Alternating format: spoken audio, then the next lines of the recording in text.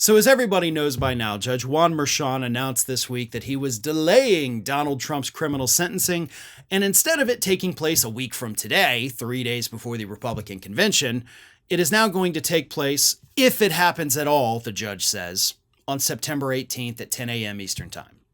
So the judge says, listen, I'll do it in September if I'm even allowed to do it, because that Supreme Court ruling kind of throws things into question, even though it doesn't, by the way. I'll get more to that in a second. But the judge says if it happens, it'll happen September 18th. And everybody is rightfully pissed off about that. I'm pissed off about that because I disagree that the Supreme Court ruling changed anything with this hush money trial. The Supreme Court told us if it's an official act of the president, yes, he gets immunity, which is what the Constitution says, by the way. They didn't get that wrong. But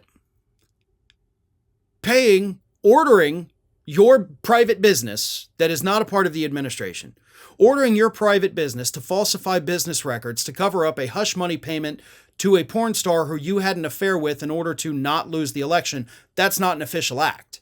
Like, there is no universe where that is an official act. I explain that more in a segment today over on my other channel, Fair and Balanced. But Marshan says it's coming in September, mid-September. Everybody's pissed, right? Except for one person. University of Surrey political science professor Mark Shanahan says that this may actually be the best thing for the Democrats, even if Marshan has to delay it beyond September 18th.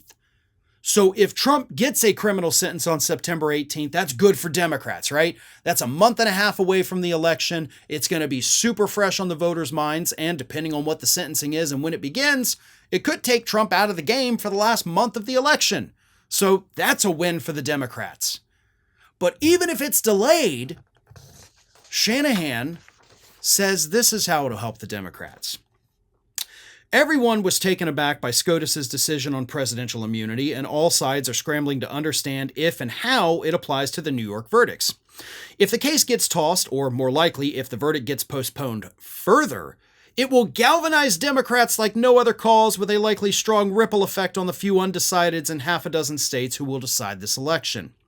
But for voters who still believe in a constitutional separation of powers and rule of law, any further delay or soft pedaling on the New York verdicts will light the fire on a final month of campaigning based on the premise of preserving democracy. So, if it gets delayed again, we know that polls show a majority of voters think the jury came to the correct conclusion. A majority of people believe that Trump should be punished with his sentencing. And if that gets taken away from the public, where again, a majority of people want it to happen, yeah, they're going to be pissed. So the Democrats could use that anger to their advantage.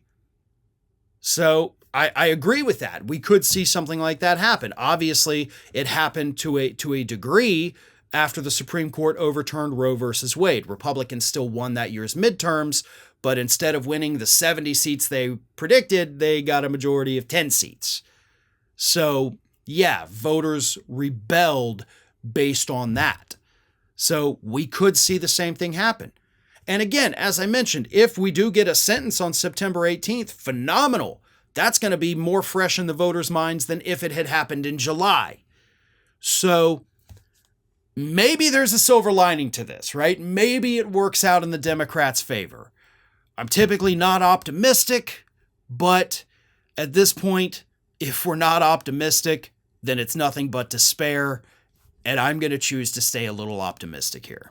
Well, folks, we have crossed that 1 million subscriber milestone, but rest assured, we are just getting started here at Ring of Fire. So if you're not already, please do subscribe to the channel and make sure to like, share, and comment on the videos.